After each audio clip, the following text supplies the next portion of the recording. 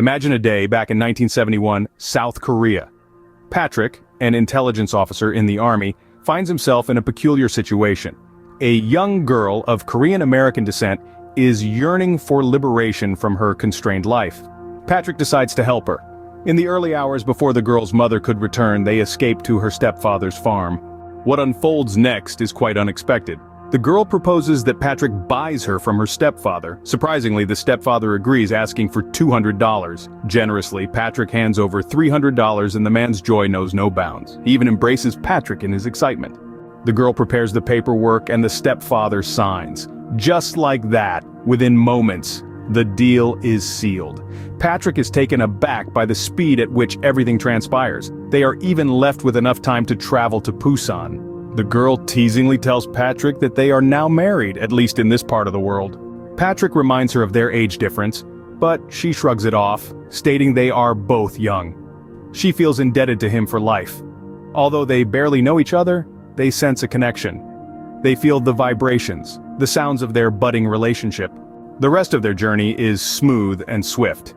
They travel to Busan and back and manage to transfer the ownership papers and obtain a document within 10 minutes. Everything is happening so fast that they almost have to wait for the girl's birthday the next day. They plan to travel to Seoul the following morning and then straight to the embassy. Patrick takes care of the flight bookings and hotel reservations through his special army card. He plans for them to stay in Guam for a while to celebrate their newfound freedom. The girl jokes about their world record engagement and marriage. She assures Patrick that she is a virgin, that she doesn't rent herself out to anyone. Patrick respects her purity and assures her that he doesn't see her as an object to be owned. They jest about their unique situation, with Patrick talking to the fates and the girl conversing with the moon. Little do they know, their journey has just begun. In a moment that would forever change their lives, intelligence officer Patrick found himself faced with a decision that teetered on the brink of morality and love. Alone in South Korea, in the year of 1971, Patrick was on a mission to help a young Korean-American girl escape from the tumultuous landscape of her homeland. "All right, hold on," Patrick uttered, his voice echoing through the hollow hallway. He had to dispose of tapes, evidence of their interaction lest they risk detection. As the tapes disappeared into the abyss of the hallway, a note was left behind, a cryptic message about Vince, their ally, returning to Hawaii with the tapes. The girl, a beacon of hope in Patrick's mission, went about her day as if everything were normal. She served tables, chatted with Patrick in between customers, and hid her packed suitcase in an empty room, ready to embark on their daring escape. As the night fell, the tension between them thickened. They lay under the covers, their bodies mere inches apart, their hearts beating in sync. Emotions stirred in the quiet darkness, the anticipation of their journey sparking an unexpected connection. "I'm changing my name," she announced, breaking the silence. Her new name was Cho, derived from chosen. She had been chosen by Patrick, chosen for a life beyond the borders of South Korea. Their kisses were intense, a testament to the bond that had formed between them. But it wasn't just about the physical connection, it was about the shared experiences, the shared mission, and the shared hope for a better future. Patrick, however, had to remind himself about his girlfriend back in Hawaii. He had responsibilities, commitments that he couldn't ignore. But Cho, she was different. She represented the new chapter in his life, the chapter that was yet to be written. The conversation they shared that night was a mixture of uncertainty and anticipation. They agreed to take things slow, to respect each other's boundaries, and to cherish the moments they had together. After all, they were about to embark on a journey that was fraught with danger and uncertainty. As they drifted off to sleep, their bodies entwined, they dreamt of a future that was free from the shackles of their past. A future where they could be together, without fear, without regret. In the end, Patrick and Cho's story wasn't just about an intelligence officer on a mission, it was about two people, from different worlds, finding a connection in the most unlikely of circumstances. It was about sacrifice, bravery, and above all, it was about love. Their journey was just beginning, and they were ready to face whatever came their way, together. Imagine this. Patrick, an intelligence officer, and Cho, a young Korean-American girl in South Korea in the year 1971. Their struggle to leave the country and the intertwining of their lives paints a vivid picture of love, courage, and the human spirit. They find themselves entwined in a dance of passion, surrendering to the melodies of traditional Korean music that drifts in through the window. This moment, this connection, transcends the physical, as they begin to truly see each other. As day gives way to twilight, they embark on a journey that will forever change their lives. Their journey takes them through the bustling streets of Seoul, past the sacred shrine of 1,000 Buddhas, and onto a plane leaving Korean airspace. As they leave behind the protective watch of the 8th Army, the hills of Japan loom into view. There, amidst the smoke-shrouded city of Tokyo and the vibrantly dressed girls, they find a world distinctly different from their own. Their journey continues to Guam, a whirlwind of customs, immigration, and the palpable excitement of newlyweds. Amidst the chaos, they find a moment of tranquility in their hotel room. Here they grapple with the surreal nature of their situation, their hearts beating in sync with the uncertainty and thrill of their predicament. The night unfolds, their love deepening, intensified by the exotic mystery of their surroundings. They find themselves swept up in a whirlwind of events beyond their control, their path seemingly ordained by the fates themselves. Their story is a testament to the strength of the human spirit amidst the maelstrom of history and the unfathomable depths of love. Imagine, if you will, an idyllic day on the beach. The Pacific Ocean, mother to all Polynesia, stretches out before us, the hypnotic crash of the waves echoing in our ears. The rising sun sets the stage for a new consciousness of reality, a feeling of being spacey, yet anchored. This is the dreamlike state into which Patrick and the girl Cho have slipped, leaving the earth behind. They float, they fly, they dive far beneath the sea, from Saipan to Bali Hai, from Paradise Pacifica to Atlantis, and beyond to the mythical Avalon, before returning to Bora Bora in Tahiti. Their hearts race as they are borne away on their thoughts, journeying to the innermost sphere of consciousness until the world's dark walls disappear. Beneath the enchanted sea, they witness the passage of time, the winged hours that time empowers. Cho's hair, like silky strands of time, flows with the current, and they are privy to the most wonderful underwater vistas. They taste feelings both sweet and sour, and relive memories that speech can't express. Then a lady appears on a throne, a living spirit who speaks to them of love. She tells them that all the goodness in the world, all the caring shared, is a portion of her power, the power of love. Overwhelmed by this revelation, they give themselves over to their emotions, feeling more connected to the world than ever before. Oceans away from their cultures and homelands, they've found solace in each other. As the day gives way to dusk, they dine. The ocean is bathed in a brassy gold light, the creaking of boats and the ringing of ships' bells providing a soothing backdrop to their meal. The sweet taste of guavas for dessert, and the night is delicious. And then, the haunting melody of a Korean tune fills the air. It's not a figment of Patrick's imagination. It's real, and it's coming from Cho's flute. A treasured gift from her mother, the flute carries the tune of centuries past, a poignant reminder of her heritage. Through all the ups and downs, the challenges and the triumphs, Patrick and Cho have navigated their journey with courage and determination.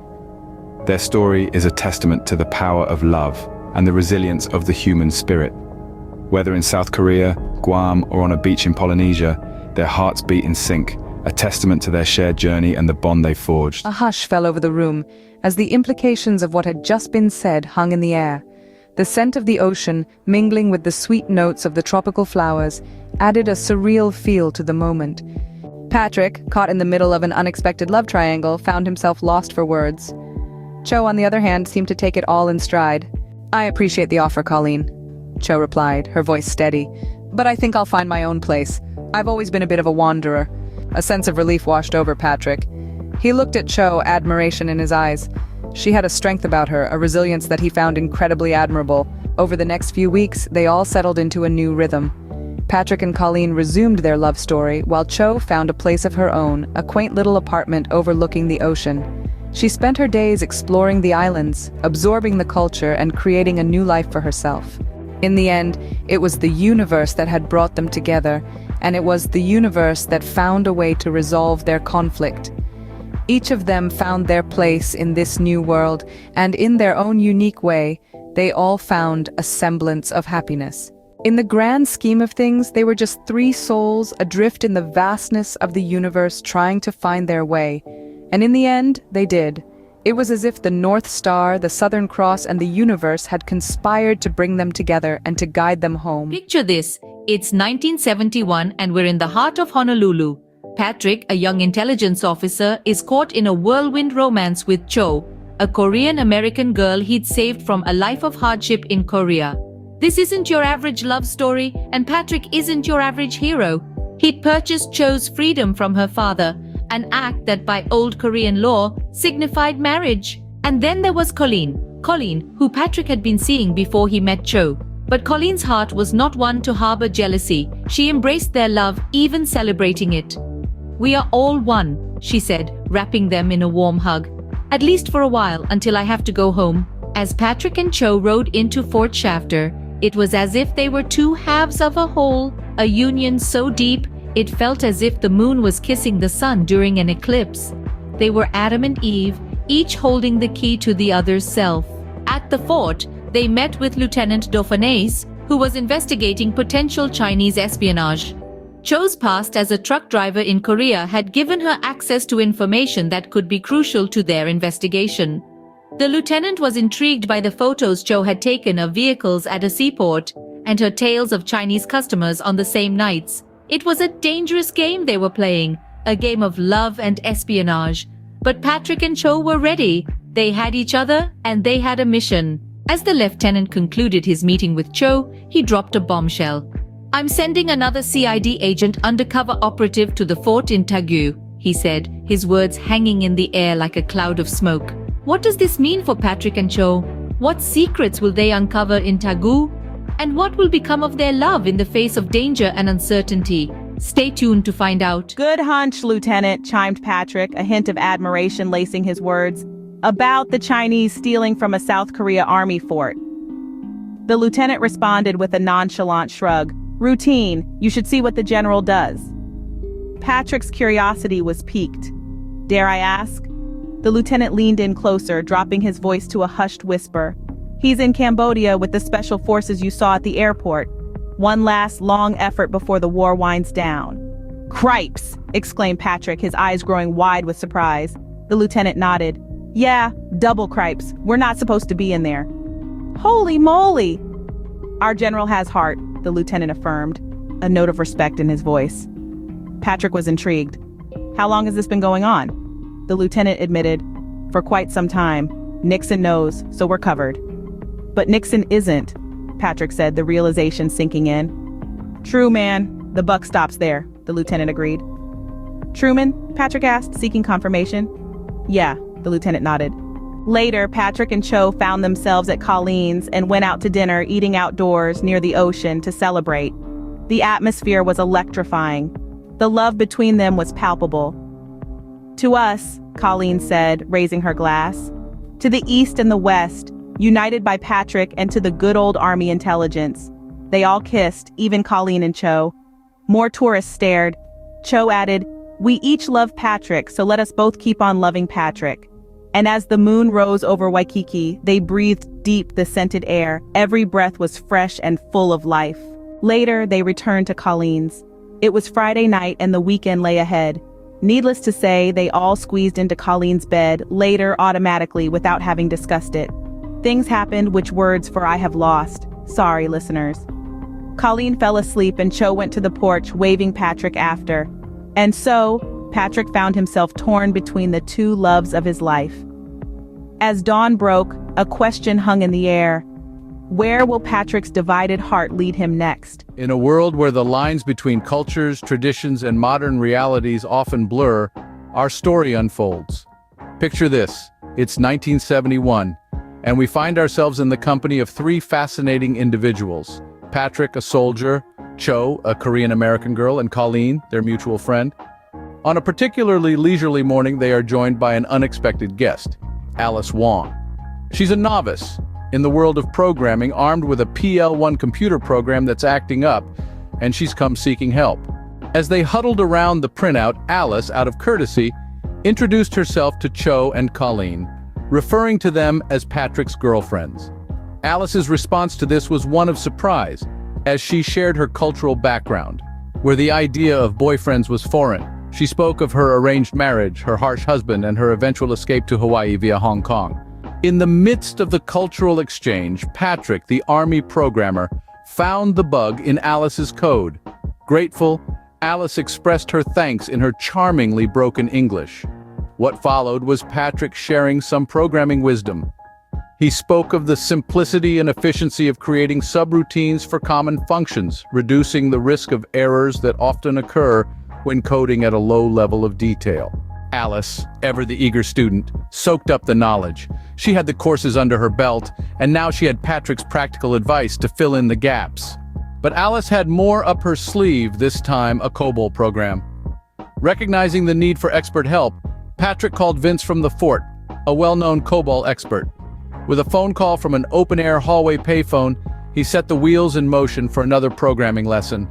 As our narrative progresses, we see the merging of worlds, military and civilian, Eastern and Western, traditional and modern. We witness the sharing of knowledge, the breaking of barriers, and the building of unexpected friendships. In the end, it's not just about fixing a program, but about the connections formed and the understanding fostered in this diverse gathering. In the intricate dance of language and communication, have you ever stopped to consider how a misplaced pronoun or a missing S could alter the entire rhythm?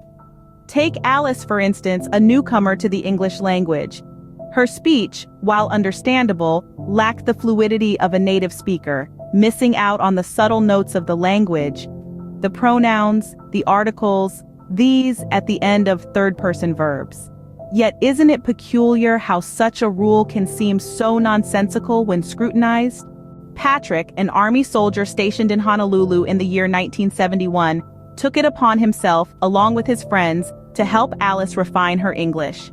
They inserted prepositions into her sentences, a seemingly small adjustment that opened up new realms of communication for her. But language isn't just about grammar and vocabulary, it's about perception. Poor English often leads to incorrect assumptions about a person's intelligence or sincerity. When Monday rolled around, Patrick found himself back at work at Fort Shafter. His lieutenant, always one for banter, asked him about his unconventional living situation. Patrick's response was candid. "My girlfriend likes my wife and vice versa." It was the truth, and it was wonderful. But the conversation didn't end there. The lieutenant informed Patrick of an upcoming trip to Okinawa, an opportunity for a break and to see the sights. Patrick's response was simple. A-okay. The lieutenant's curiosity was piqued when Patrick mentioned knowing a girl in Japan. "When did this happen?" he asked, to which Patrick replied, "When Sarge gave me 2 weeks off." Language and communication, it seems, have a way of revealing more than just words. They expose character, relationships, and even a hint of future plans. As the lieutenant shared his own romantic pursuits, Patrick chose not to pry. After all, there's a fine line between curiosity and intrusion. So, what can we learn from Patrick's story? Perhaps it's that language is more than just words and grammar. It's a tool that shapes our relationships, our perceptions, and our world. It's a dance, sometimes intricate, sometimes straightforward, but always revealing in its own unique way.